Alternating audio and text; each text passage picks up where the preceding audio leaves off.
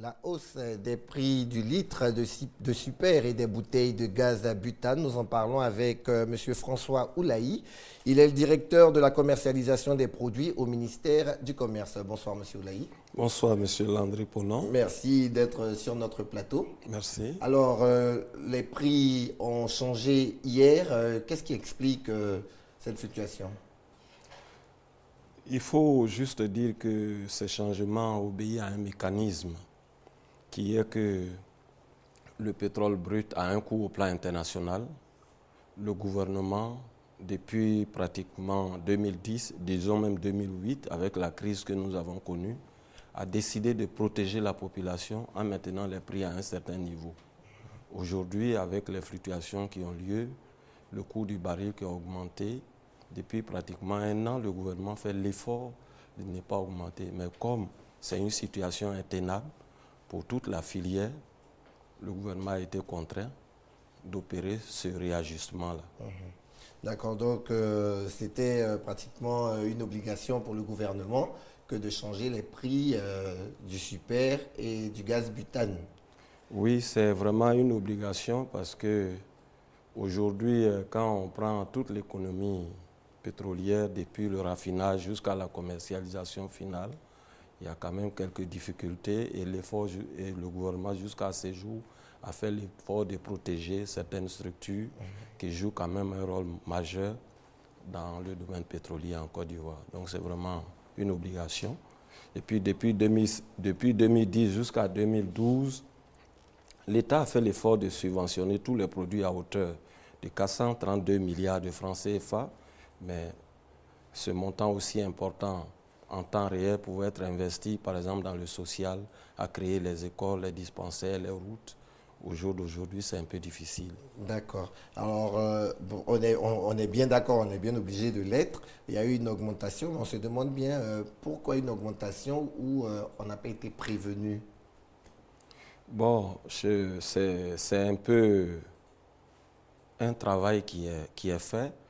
Jusqu'à fin décembre, vis-à-vis des bailleurs de fonds et des engagements que le gouvernement a pris, ces mesures devaient entrer en vigueur, mais le gouvernement a fait l'effort de différer ces mesures jusqu'au 1er janvier. C'est pour cela, mais à côté de ça, beaucoup de mesures sont quand même prévues pour accompagner les mesures qui ont été prises. D'accord. Donc, il y a eu cette augmentation-là, mais la subvention de l'État demeure. La subvention de l'État demeure. Je ne peux pas parler de subventions. En fait, il faut dire un réajustement, puisque les prix que nous avions jusqu'à avant-hier, par rapport au prix international, il fallait faire un réajustement. Donc, si on prend les emballages que nous connaissons le plus, qui sont utilisés par les ménages, la B6 par exemple, Le fait tout. le fait tout, normalement, si elle n'est pas subventionnée, elle doit coûter 4 000 francs. Or, aujourd'hui, le prix à la consommation, c'est 2 000 francs. Donc, l'État fait un effort de 2 000 francs sur cet emballage.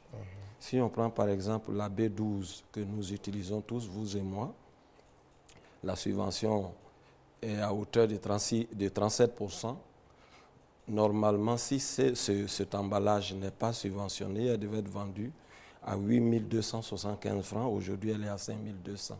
Donc l'État, le gouvernement a décidé de protéger la population en maintenant la subvention sur ces deux emballages qui sont le plus utilisés par la frange la plus fragile de la population. D'accord. Alors, l'essence et le gaz, ce sont des produits de grande consommation.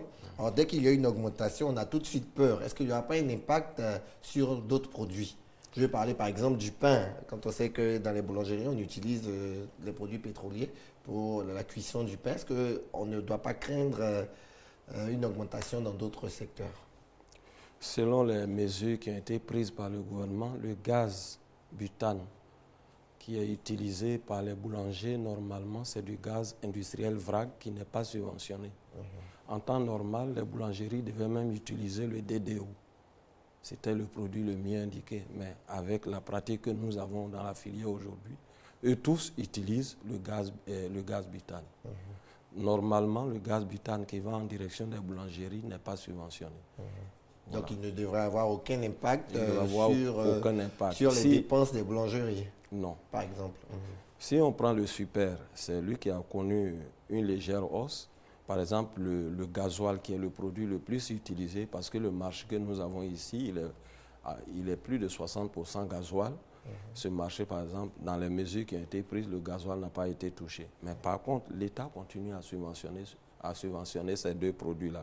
Le super, par exemple, s'il n'était pas subventionné, il devait être vendu à 924 francs le litre. Aujourd'hui, il est à 792 francs. Le gasoil, normalement, devait être vendu à 826. Aujourd'hui, il est à 615. Vous voyez l'écart. Donc, l'État, malgré tout, continue à faire des efforts. Donc, avec les différentes mesures, avec ce que vous venez de dire, normalement, il ne devrait pas avoir d'augmentation sur d'autres produits. Non. Mais si jamais, on l'a vu tout à l'heure dans notre reportage, par exemple au niveau du gaz butane, les revendeurs ont commencé à afficher eux-mêmes leur prix. On a vu un qui a dit qu'il vend la bouteille B12 à 5500, pardon, au lieu de 5200 qui est le nouveau prix. Alors quand ça arrive, qu'est-ce qu'il faut faire? Qu'est-ce que vous avez prévu contre ça et qu'est-ce que le consommateur doit faire? Bon, il faut indiquer que dans le circuit de la commercialisation du gaz butane en Côte d'Ivoire, il y a quand même des dysfonctionnements. Et aujourd'hui, le gouvernement est en train de s'atteler à régler tous ces problèmes liés à la commercialisation du gaz butane. Mais ce qu'il faut dire, je sais que les prix vont changer avec les revendeurs parce que nous les connaissons tous. Mais ce qu'il y a lieu de faire, l'administration en charge du contrôle de tous ces prix-là, naturellement, nous prenons les dispositions et ces dispositions, par exemple, nous avons des numéros verts que nous mettons à disposition parce qu'on ne peut pas avoir un contrôleur de prix à chaque magasin de l'État, de Côte d'Ivoire. Donc, il y a des numéros qui sont prévus, des numéros verts, par exemple le 101, Allo 101, auquel on peut joindre tous les services compétents à la matière pour pouvoir aller à des endroits bien précis où les hausses sont observées pour faire de la répression. D'accord, ça c'est ce que le consommateur doit faire. C'est ce que le consommateur fait. Dans un magasin où les prix ne sont pas les prix indiqués, on peut composer le 101. Le 101. Et nous pouvons aller véritablement pour procéder à la répression parce que le gaz butane fait partie d'un groupe de 5 produits dont les prix sont réglementés. Donc les prix que l'État, le gouvernement fixe aujourd'hui, ces prix normalement doivent être respectés. Si ce n'est pas respecté, que nous avons connaissance de cela, les services compétents en la matière seront chargés de réprimer. Parce que ça, c'est vraiment de la fraude. D'accord, mais est-ce qu'il y a des revendeurs agréés, par exemple? Il n'y a pas une politique aussi d'affichage des prix du gaz et tout ça pour mettre le consommateur en sécurité? Normalement, les mesures que nous sommes, le gouvernement, en train de prendre, il est prévu, par exemple, que les prix de tous les emballages soient affichés. Mais l'affichage des prix même est une obligation réglementaire.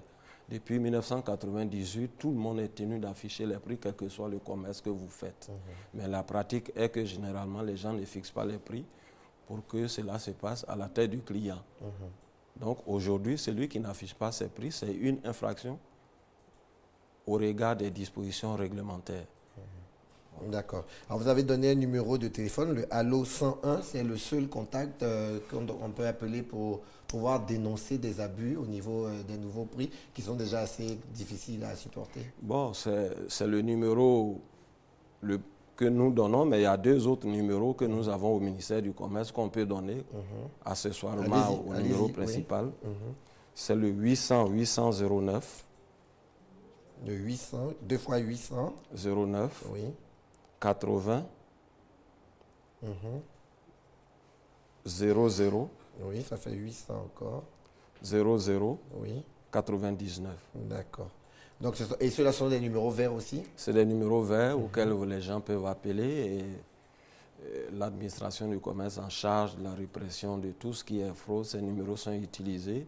Nous tenons un répertoire qui nous permet véritablement de suivre toutes les activités sur le terrain. D'accord. Alors, vous avez parlé tout à l'heure de 5 produits de base dont les prix sont réglementés. Est-ce que vous pouvez nous donner, à part le gaz, quels sont les autres produits Il y a par exemple les livres scolaires d'édition locale dont les prix sont administrés par le gouvernement. Il y a les produits pharmaceutiques. Il y a les tarifs de l'eau et de l'électricité.